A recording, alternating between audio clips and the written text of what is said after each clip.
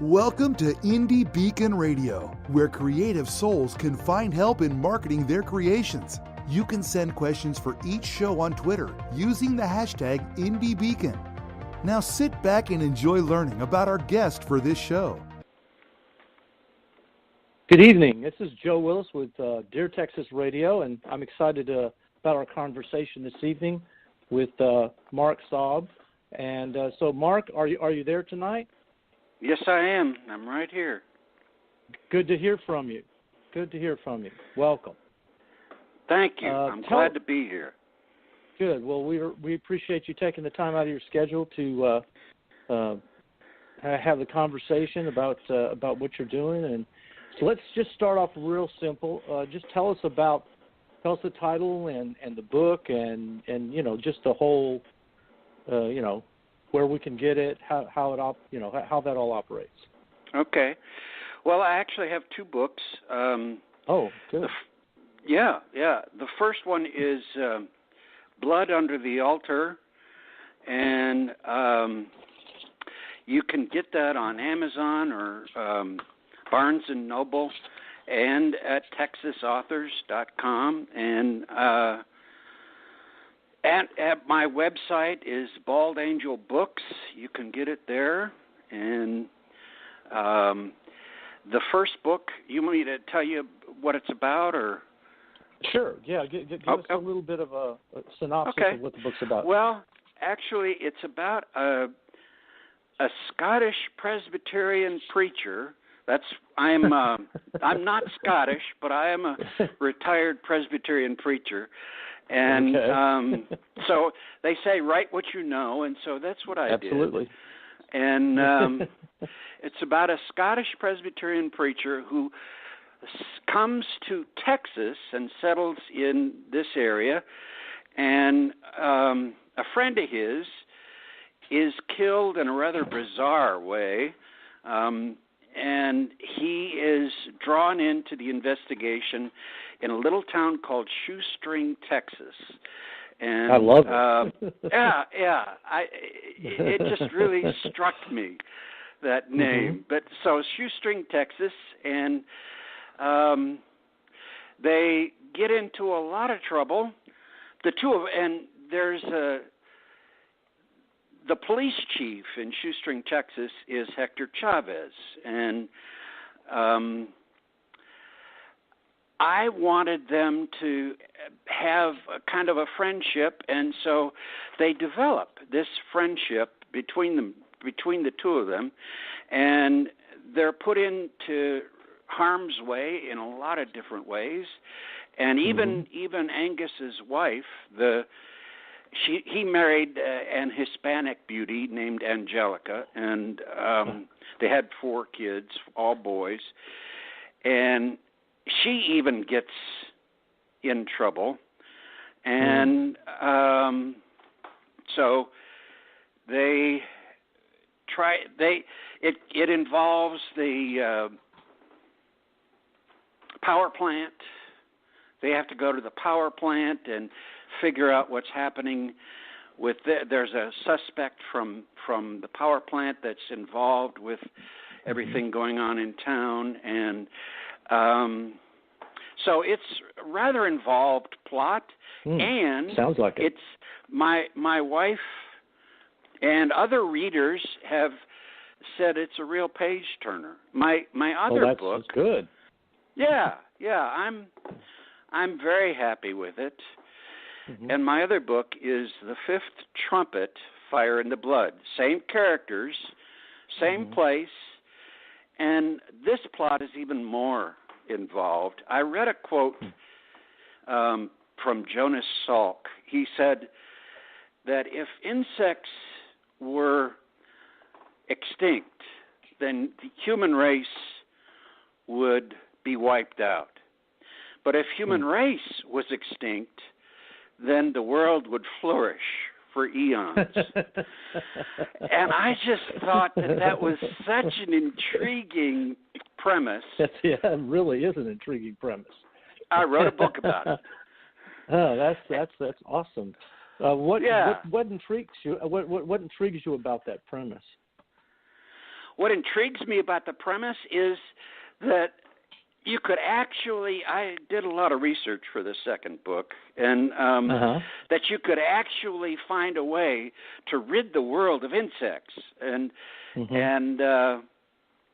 it just is, I've never heard of a murder mystery where the plot involves trying to rid the world of insects so that you could wipe out the human race. I just that was kind of unique to me. Yeah, I like that. It's very unique, very clever. Yeah. So you've got two books. Yes. That you're having out right now. Well, that's awesome. What other kinds of writing have you done besides these books?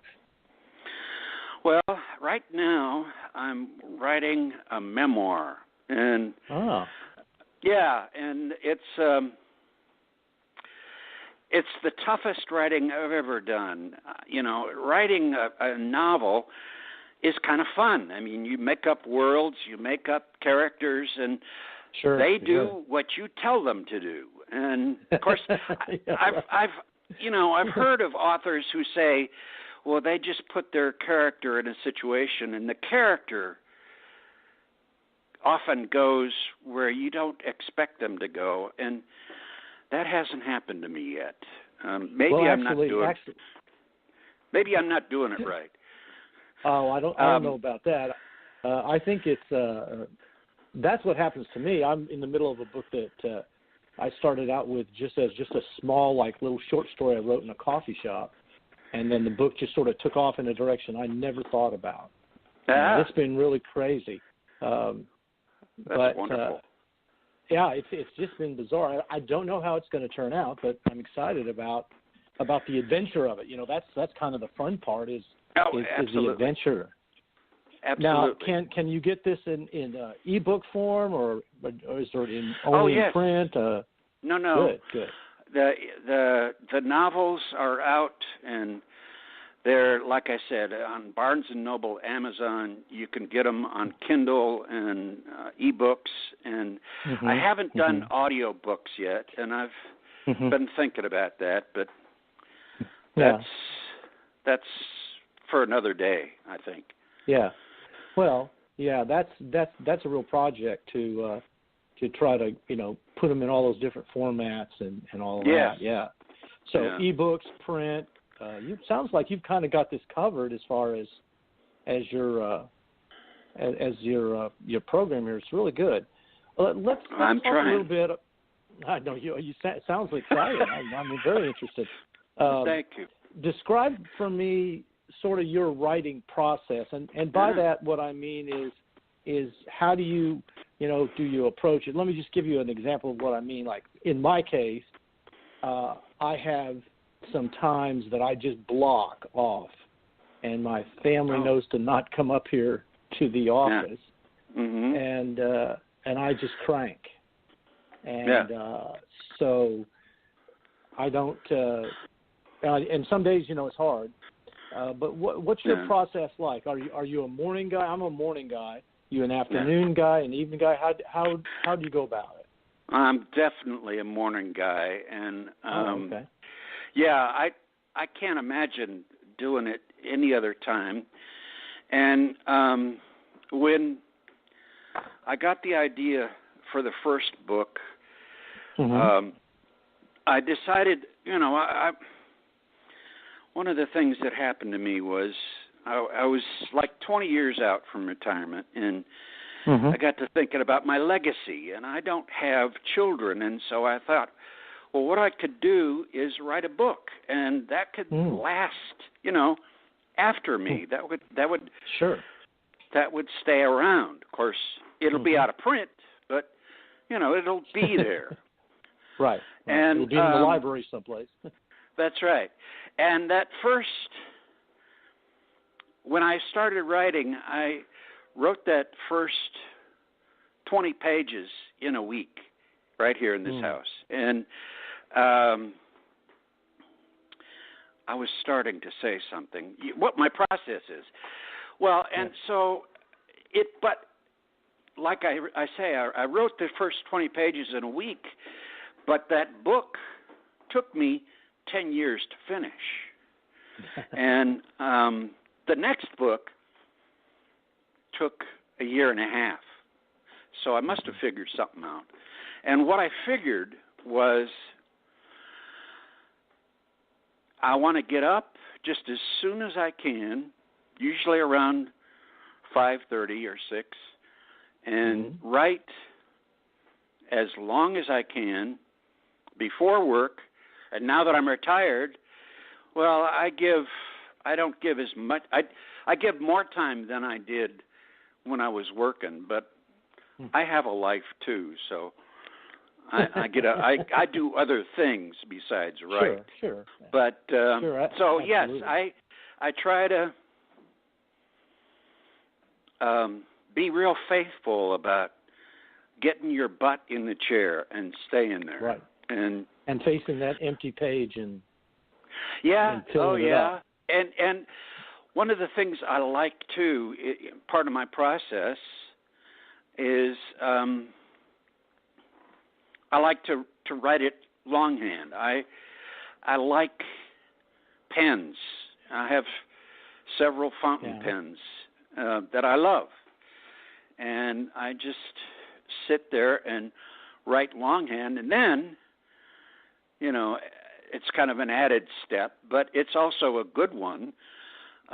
It's kind of like a rewrite that I have to type it up to put it into the computer and that kind of thing. So it's kind of a two-step process, and I find that really connects me physically to the process of writing with writing longhand, and, emotionally and mentally and all the other ways later on after I've written it out to put it into the computer. So that's kind of the way I do that. Okay. Well,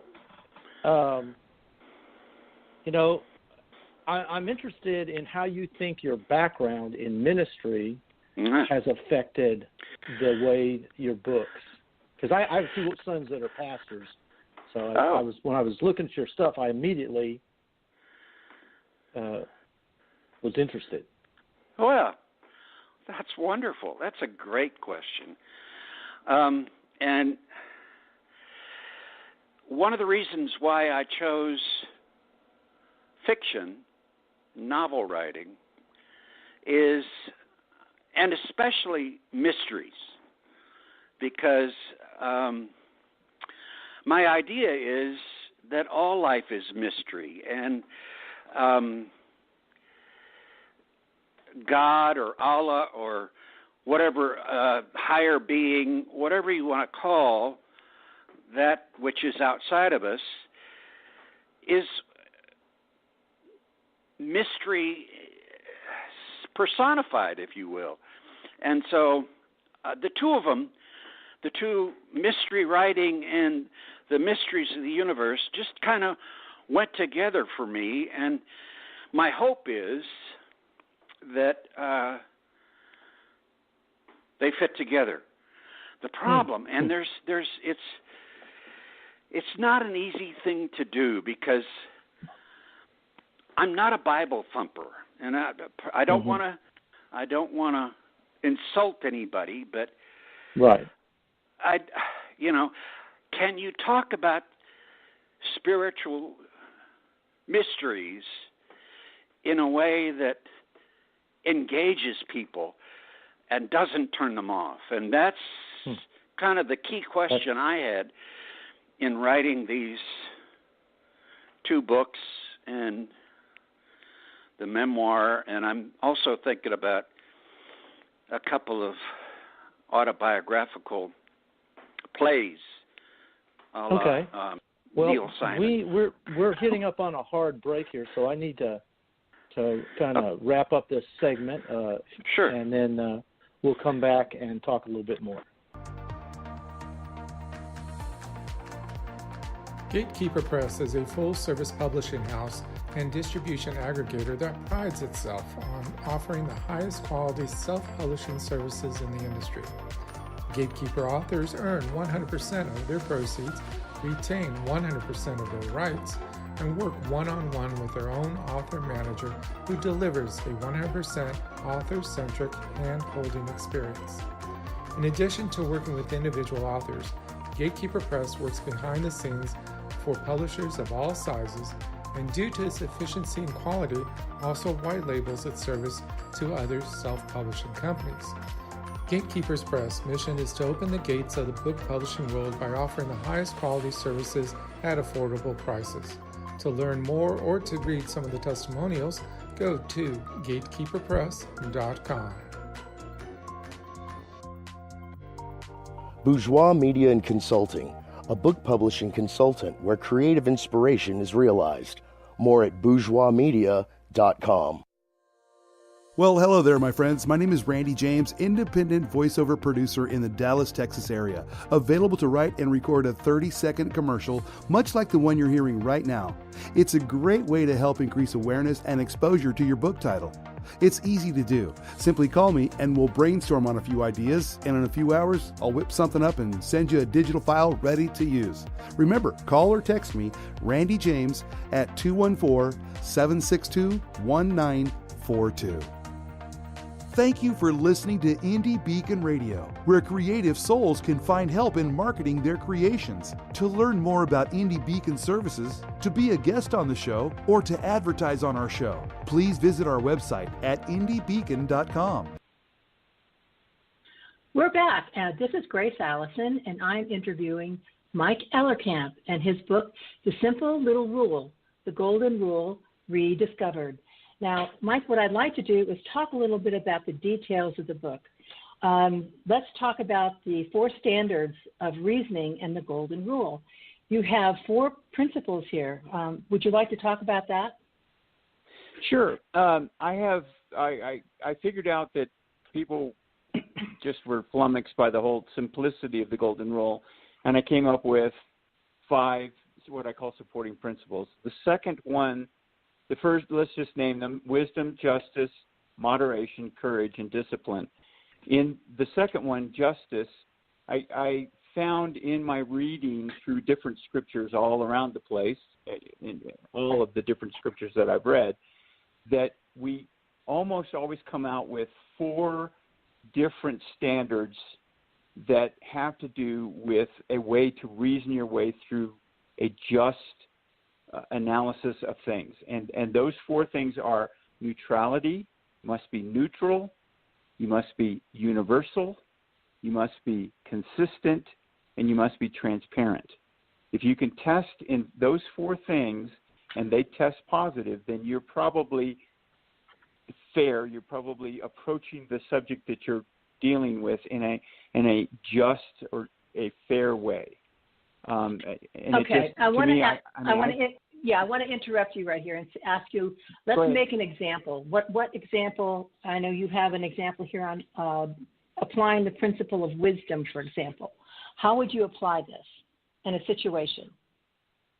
Well, whatever we're dealing with, we just stop with whatever it is and ask yourself, am I being universal? And universal is, if it's good for me, it's good for the person that I'm dealing with, or the person that I'm in front of. So whatever's good for me is good for them, and vice versa. Whatever's good for them is good for me. The neutral is, it has anything that has to do with physical attributes: sex, weight, height, color of skin, hair, eyes. None of those things matter. Consistency is we evolve and we change, but we must be consistent in the way that we deal with people. That we may find in the wisdom test that we have been wrong about something, and it's time to change our mind about it, and then we do so, and then we're consistent in the way we handle it from that point forward. We can't today say that it's okay for me to lie to my employer and then tomorrow say to an employee, you're being fired because you were lying. that's not being consistent. And then transparency is you're open and you're clear about how you're doing that. I picked that one up in the old law systems, go all the way back to Hammurabi, and he made it clear in the introduction of his stone that he created for his law system that it was to be put in the square to be transparent for all to see. And this is a theme that you see over and over and over and over again in Scripture. So those were the four big things that test justice in my supporting principles. Well, do you have a personal experience with one of the principles that you can kind of share with us what it looks like? Oh, sure. We can do one I like to do. I had a young lady ask me some time ago about global warming. We were chatting about that, and that's always a fun subject because people will have some very strong feelings about that. So global warming, okay, and that's a thing that where if we're looking at wisdom. So in my deal, we are intelligent creatures. What separates us from everything else is our intelligence. So we can't allow the animal side of us, the emotion, what has been called in Scripture the sin nature, we can't let that emotion, that animal nature, take over and have us do things that we do. We have to be wise. We have to think through, learn things, understand stuff. So let's just quickly do global warming. The young lady said to me, well, don't you believe in global warming? And I said, well, okay, possibly. We may be warming right now. However, did you understand that most scientists will tell you there have been 4 previous global warming events? In other words, we've been through glacial ages 4 different times in the history of the world. And we weren't around in any of those 4. So humans didn't cause those 4. How is it possible, or how can it be that we're causing this one? And one of those events, we were almost a total ice ball. And one of those events, there was no ice at all. So you've had complete variation between a total ice ball and no ice at all. 4 different cycles. We weren't in any of them. So you've got to think your way through these things and be clear, and not let emotion about somebody telling you that, oh my God, the world's coming to an end because we had a warmer summer than last summer. 200,000 years ago, the glacial ices were as far down as I'm sitting right now. And this was, we were 200 feet under ice. So we weren't around 200,000 years ago. You've got to be smart. You've got to pay attention. You can't let emotion take over. When you get to justice, you got to test it with, universal, neutral, consistent, and transparent. Moderation says you steer to the middle of the road. Don't get too far whacked out left or right. And we can do that in anything that we do. A diet, the way we approach politics, the way we drive a car. You need to moderate. You need to steer in the middle.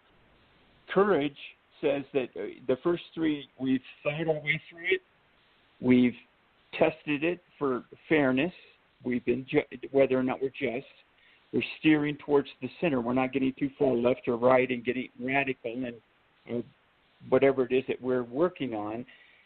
Then we have the courage to follow through. If you don't have the courage to follow through, it doesn't do you any good. You just accept or allow whatever is coming at you to just run you over. And then discipline, which was the one I added, just says you've got to you practice. You've got to do this over and over, and it's every time one of these issues comes up, you've got to think your way through it.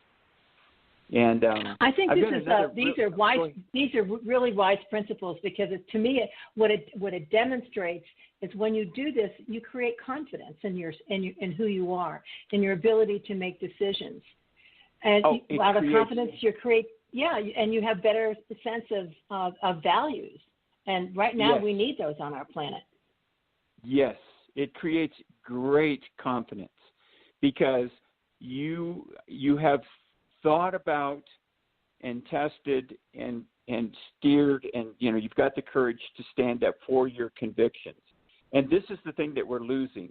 People are just throwing themselves down and wailing about stuff that is not important. I mean, for heaven's sakes, there's people starving in the world, and that's much more important than, some of the things that we're finding ways to get upset about. But it creates great confidence, and that's one of the things that, the Bible and all other scriptures teach, is that once one gets into this mode of understanding what truths are and what the truth is, then you have this power comes over you that you feel much more confident and clear about what your purpose is and where you're going. And that's one of the things I hope to be teaching people when I get onto my speaking and coaching career. Yes, let's talk about that. Thinking for themselves is a big part of your message. People need to think for themselves rather than follow social media and this texting and the fake news and all that's going on with the media. We have to create some boundaries here. So let's talk about where you're going with your message and where people can find you.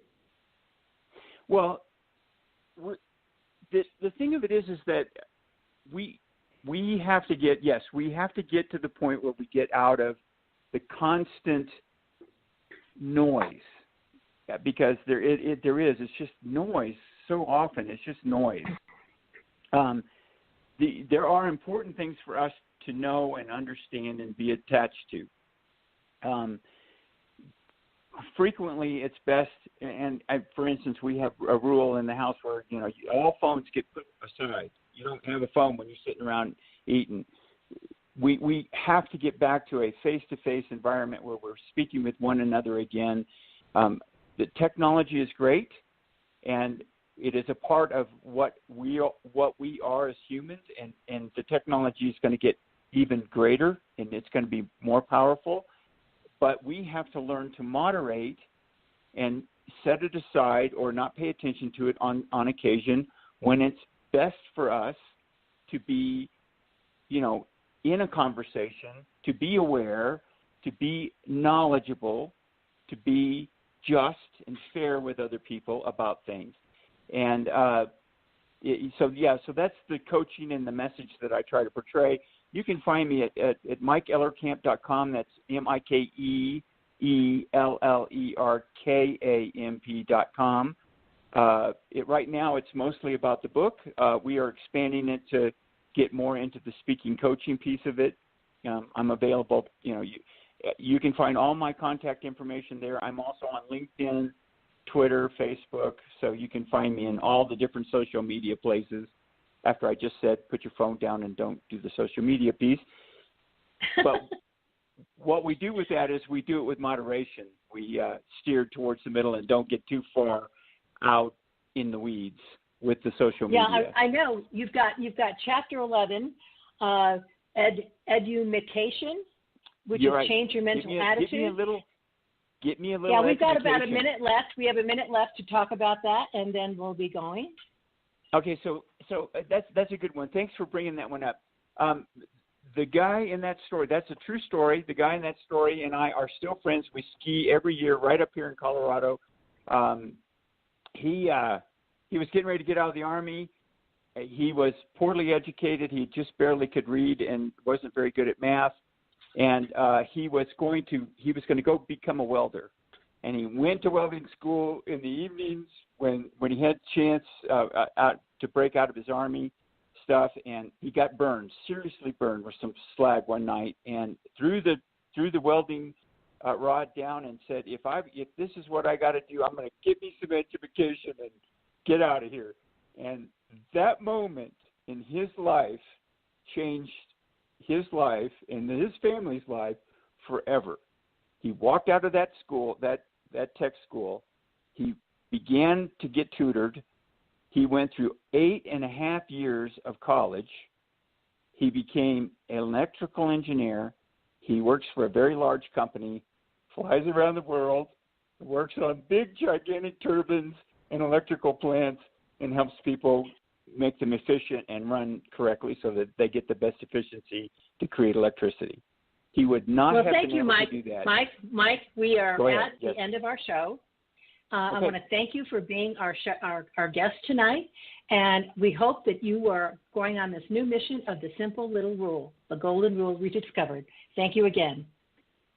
Thank you for listening to Indie Beacon Radio, where creative souls can find help in marketing their creations. To learn more about Indie Beacon services, to be a guest on the show, or to advertise on our show, please visit our website at indiebeacon.com.